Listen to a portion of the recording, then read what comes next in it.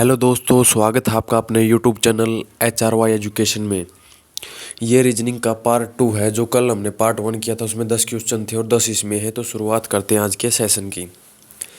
P के का पिता है, जे एक्स की भतीजी है, आर जे की माँ है, के एक्स का भाई है, पी के केवल 2 बच्चे हैं। तो निम्न में से कौन सा कथन सही होगा? तो देखिए, पी जो है वो क्या है? के का पिता है। पी के का पिता है। तो हम इसको इस प्रकार से लिख लेते हैं, जे एक्स की भतीजी है। जे जो है वो भतीजी है, किसकी है? वो एक्स की है। आर जे की माँ है, के एक्स का भाई है। तो देखिए, जो के है वो किसका भाई है? एक्स का भाई है। पी के केवल 2 बच्चे हैं। निम्न में से कौन सा कथन सही होगा? देखिए, पी के का पिता है और के एक्स का भाई है। ठीक है। जे जो है वो एक्स की भतीजी है। जे जो है वो किसकी भतीजी है? वो एक्स की भतीजी है। तो यहाँ पर ये भाई हो गए, एक्स की भतीजी है। आर जे की माँ है। आर जो है वो कौन है? वो जे की माँ है। ठीक है। जैसा जैसा इसने बोला है वैसा वैसा हमने यहाँ पर लिख लिया है। अब ये बताना कि निम्नलिखित में से कौन सा कथन सही है। तो ऑप्शन ए में क्या दे रखा है? एक्स आर की साली है। एक्स को क्या बोलता है? आर की साली। ये तो नहीं होगा। ऑप्शन बी में क्या बोलता है? एक्स के का भाई है। एक्स जो है वो के का भाई है। ये भी गलत है क्योंकि ये तो माइनस वाला है। पी एक्स का पिता है। पी जो है वो एक्स का पिता है। ऑप्शन सी में बोल रहा है, ये बात सही है। एक्स जे का मौसा है। एक्स जो है वो जे का मौसा। ये भी गलत हो जाएगा। तो इस प्रकार से जो हमारा इस क्वेश्चन का राइट आंसर ऑप्शन सी हो जाएगा कि पी जो है वो एक्स का पिता है, न कि मौसा, न भाई, न साले। ठीक है। तो ऑप्शन सी इस क्वेश्चन का राइट आंसर हो जाएगा। चलिए चलते हैं नेक्स्ट क्वेश्चन पे। कथन और निष्कर्ष से क्वेश्चन है, हर बार एग्जाम में देखने को मिलता है। तो देखिए, सभी एन क्यू हैं, कुछ एच क्यू है। ये तो हमारा कथन हो गया। निष्कर्ष इसमें से हमें निकालना है। तो इस प्रकार के क्वेश्चन को सॉल्व करने के लिए सबसे पहले हमें क्या करना होता है? इसका डायग्राम बना लेना है। अगर कुछ भी समझना है, देखिए सभी एन क्यू है, ये एन का हो गया। और सारे के सारे जो एन है वो क्या है? वो क्यू है। ठीक है। ये हमारा क्यू का डायग्राम हो गया क्योंकि सभी इसके अंदर ही आ गए। फिर क्या कहता है कि कुछ एच क्यू है। अब ये देखिए, एन को टच नहीं करेंगे क्योंकि कुछ एच जो क्या है वो क्यू है। ये तो हमारा कथन था जो हमने यहाँ पर इसको बना लिया। अब निष्कर्ष में क्या कहता है? निष्कर्ष पे चलिए। ठीक है। डायग्राम, कुछ क्यू एन है। कुछ जो क्यू है वो क्या है? एन है। जब सभी हैं तो कुछ तो होगा ही। जब सभी हैं तो कुछ तो होगा ही। टू में क्या कहता कि कुछ क्यू एच है। कुछ क्यू एच है, ये बात भी सही है। ठीक है। थर्ड में क्या बोलता है कि कुछ एन एच है। कुछ एन तो एच नहीं है। क्यू तो थे लेकिन एन तो एच के अंदर नहीं है। एन तो नहीं है, तो ये बड़ा गलत हो जाएगा। इस प्रकार से इस क्वेश्चन का जो राइट आंसर हमारा क्या हो जाएगा? कथन 1 और 2 दोनों अनुसरण करते हैं, यानी कि जो ऑप्शन बी है वो इस क्वेश्चन का हमारा राइट आंसर हो जाएगा। इस प्रकार के क्वेश्चन को हम आसानी से सॉल्व कर सकते हैं। चलिए चलते हैं नेक्स्ट क्वेश्चन पे। किसी सांकेतिक भाषा में लाइफ को 4372 लिखा है और गोल्ड को 7658 लिखा है, तो एल का कोड क्या होगा कोडिंग डिकोडिंग से? अब देखिए, लाइफ में अगर हम देखें, इसमें हमें एल का कोड बताना। अगर लाइफ में एल देखें तो ये कौन से स्थान पर है? 4 पर है। ठीक है। तो आप देख के 4 लगा दोगे, जो कि हमारा गलत हो जाएगा क्योंकि अभी हमें पता नहीं कि इसमें 4 आएगा या नहीं आएगा। लेकिन वहाँ पर 4 है, लेकिन गोल्ड में भी तो एल है। गोल्ड में भी तो क्या है, एल है, और यहाँ पर 5 दे रखा, वहाँ पर 4 दे रखा। इस प्रकार से हमारा इसमें कन्फ्यूजन है। तो देखिए इसको हम कैसे सोल्व कर सकते हैं। सबसे पहले हमें लाइफ में और गोल्ड में कॉमन छांटना होता है, क्योंकि कई बार इस प्रकार का अगर क्वेश्चन आ जाता है तो देखिए यहाँ पर भी एल है और यहाँ पर भी एल। यहाँ पर तो कॉमन मिल गया, लेकिन यहाँ पर अंकों में भी हमें कॉमन ढूंढना है। तो देखिए 7 यहाँ पर भी है और यहाँ पर भी है। इस प्रकार से जो एल का हमारा कोड क्या हो जाएगा, तो एल का कोड हमारा 7 हो जाएगा। ठीक है, ना ही तो हमारा 4 होगा और ना ही हमारा 5, बल्कि कॉमन छांटने के बाद हमें क्या मिला, 7। तो इस क्वेश्चन का जो राइट आंसर है हमारा ऑप्शन डी हो जाएगा। उम्मीद करते हैं कि आपको समझ में आ रहा होगा। चलिए बढ़ते हैं नेक्स्ट क्वेश्चन पे। सीटिंग अरेंजमेंट से है क्वेश्चन कि एक पंक्ति 5 लोग V W X Y Z पूर्व की सम्मुख करके बैठे हैं। एक्स वी के बगल में बैठा है, डब्ल्यू वाई के बाएं बैठा है, जेड केंद्रक पर है लेकिन एक्स के दाएं बैठा है। तो बताइए दाएं छोर पर कौन बैठा है। ज़्यादातर बच्चों का इसी क्वेश्चन में कन्फ्यूजन होता है और गलत हो जाता है।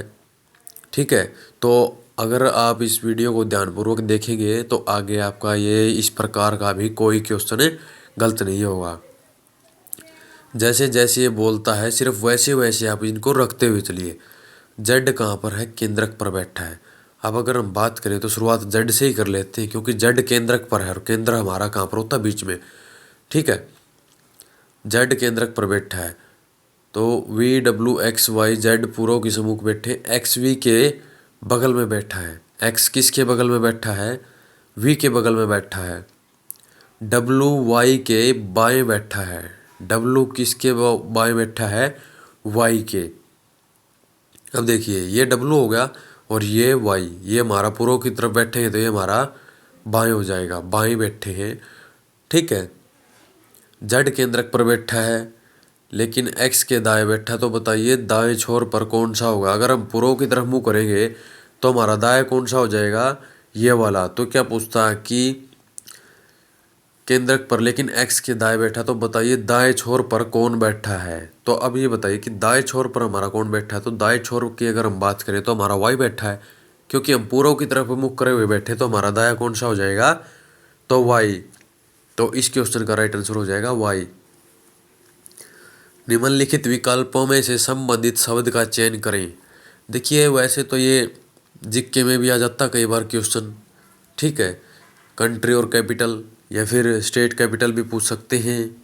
ठीक है, तो यहाँ पर आपको इसमें दिया गया है रीजनिंग के अंदर। तो इसमें भी आपको अगर राज्य, राजधानियाँ, देश और उनकी राजधानियों के बारे में अगर नॉलेज है तो इस प्रकार के क्वेश्चन को आप आसानी से सॉल्व कर सकते हैं। देखिए थाईलैंड का संबंध बैंकॉक से है तो तुर्की का किससे होगा। 4 ऑप्शन आपको दिए गए हैं, इनमें से एक करेक्ट है। तो देखिए थाईलैंड का बैंकॉक से है तो तुर्की का किससे हो जाएगा, तो तुर्की का जो है हमारा मॉस्को, मकाऊ, नैरोबी या अंकारा। तो किससे हो जाएगा हमारा, जिस प्रकार थाईलैंड की जो राजधानी है वो बैंकॉक है तो तुर्की की राजधानी हो जाएगी हमारी अंकारा। ठीक है, अंकारा हो जाएगी। यानी कि इस क्वेश्चन का जो राइट आंसर है हमारा ऑप्शन डी हो जाएगा। चलिए बढ़ते हैं नेक्स्ट क्वेश्चन की तरफ। दिए गए शब्दों को शब्दकोश के क्रमानुसार व्यवस्थित करने पर कौन सा शब्द 5वें स्थान पर आएगा। ये बताना कि 5वें स्थान पर कौन सा आएगा। पहले तो ये पूछते थे कि भाई सीरियल वाइज, यानी पहले पे कौन सा आया, दूसरे पे, तीसरे पे। लेकिन इसमें अब क्या कहा गया कि 5वें स्थान पर कौन आया। देखिए WRA, WRA, WRA सब में सेम है, काट दीजिए। ठीक है, यानी कि सारे के सारे कटे।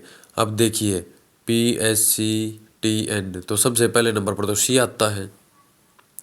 तो सी आता है तो 5 वाले को काट दीजिए। ठीक है, यानी कि यहाँ पर लिख लीजिए 5 और इसको काट दीजिए ताकि बीच में कोई परेशानी ना हो। अब देखिए PSTN, तो दूसरे नंबर पर कौन आएगा, एन आ जाएगा हमारा। ठीक है, तो 4 नंबर को भी काट दीजिए आप। अब देखिए पी आ जाएगा, तो पहला आ जाएगा यहाँ पर, पहले वाले को भी काट दीजिए।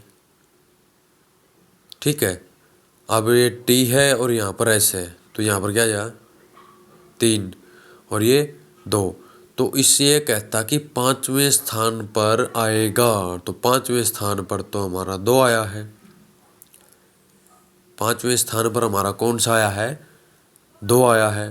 तो इस क्वेश्चन का जो राइट आंसर है ऑप्शन डी हो जाएगा। चलिए बढ़ते हैं नेक्स्ट क्वेश्चन पे। दी गई आकृति श्रृंखला में प्रश्नवाचक चिन्ह के स्थान पर कौन सा विकल्प या आकृति आएगी। देखिए बहुत बार पूछा गया है, ज़्यादातर इसको एसएससी और रेलवे ने उठाया है। तो देखिए सबसे पहले ये वाली आकृति थी, ठीक है, और प्रश्नवाचक चिन्ह के स्थान पर देखिए ये यहाँ पर थी। नेक्स्ट वाले में ये कहाँ पर हो गई, इस कोने पे आ गई। ठीक है, फिर ये बढ़कर इस कोने पे चली गई, फिर यहाँ पर, तो दोबारा से कहाँ पर आएगी, यहीं पर आएगी। तो आपको कौन सा ऑप्शन ऐसा दिख रहा है जिसमें आकृति ये यहीं पर है। इनमें छोटी छोटी जो बारीकियाँ होती हैं वो देखने लायक होती हैं, तभी हम इन प्रकार के क्वेश्चन को सोल्व कर सकते हैं। देखिए ऑप्शन जो ए है वो सेम टू सेम इसी प्रकार से है, लेकिन बी में ये नीचे वाली लाइन नहीं है। ठीक है, सी वाला अलग ही है, एरो का निशान नहीं है, डी वाला की आकृति अलग है। तो इस प्रकार से इस क्वेश्चन का जो राइट आंसर है हमारा ऑप्शन ए हो जाएगा। चलिए चलते हैं नेक्स्ट क्वेश्चन पे। दी गई विकल्प आकृतियों में से कौन सी आकृति प्रश्न आकृति के पैटर्न को पूरा करेगी। देखिए यह आकृतियाँ आपको दी गई है। अब इसमें जो प्रश्नवाचक चिन्ह के स्थान पर कौन सी आकृति आएगी वो हमें बताना है। तो हम ऑप्शन के हिसाब से इसको देखने की कोशिश करेंगे, क्योंकि इस प्रकार का जो क्वेश्चन है वो ऑप्शन से ही सॉल्व हो सकता है। देखिए इस प्रकार क्या आएगी, इसमें ये है तो काट दीजिए ऑप्शन ए को। ऑप्शन ए तो हमारा कट गया, ये वाली आकृति इसमें थी नहीं। अब दूसरी आकृति की अगर हम बात करें तो क्या आएगी, तो कुछ इस प्रकार से आएगी, इस प्रकार से आएगी। तो इसमें अलग है, ऑप्शन बी भी कट गया हमारा। ठीक है, ऑप्शन जो बी है वो भी हमारा कट चुका है। अब देखिए फिर कुछ इस प्रकार से आएगी, लेकिन इसमें यह आकृति है ही नहीं, डी कट गया, तो बचा कौन सा, ऑप्शन सी। तो इस प्रकार से जो इस क्वेश्चन का जो राइट आंसर है हमारा ऑप्शन सी हो जाएगा। ठीक है, चलिए बढ़ते हैं नेक्स्ट क्वेश्चन की तरफ। दी गई आकृति में कितने त्रिभुज हैं। तो इस आकृति में कुल कितने त्रिभुज हैं वो हमें बताने हैं। तो आपको मैं पहले भी कई बार बता चुका हूँ कि त्रिभुजों की अगर काउंटिंग करनी है तो किस प्रकार से आप इसको कर सकते हैं। देखिए 1 2 3 और 4, इसका डबल कर देते हैं, 8 हो गया।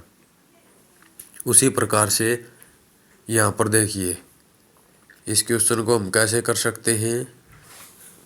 तो 3 3 6, 8 + 6 यानी 14।